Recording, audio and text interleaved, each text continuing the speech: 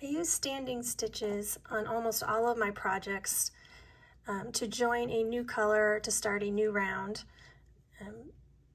Standing stitches are to me, a much cleaner start for your next color, and rather than the chains and then continuing with your next stitch. So to make a single crochet, a standing single crochet, you insert your hook into your space, yarn over, pull through, and continue to make your single crochet as normal. And there you have your first standing single crochet.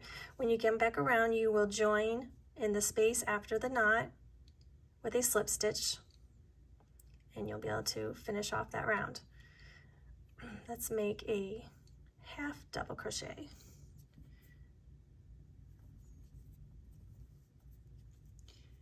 To make a half double crochet, you will want to hold the loop with your forefinger so that it doesn't rotate around your hook.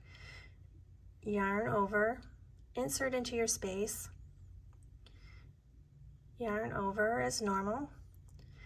Continue holding on to this so you do not lose your second loop there.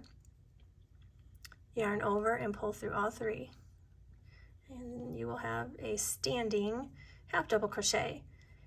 And the same as the single crochet, you will want to work in this space right after the slip knot to join your round.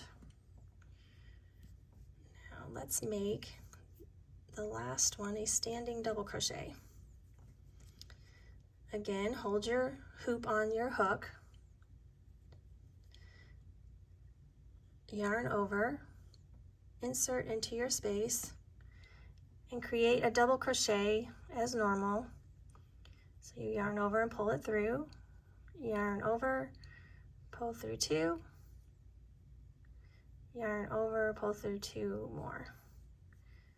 And there you have your standing double crochet.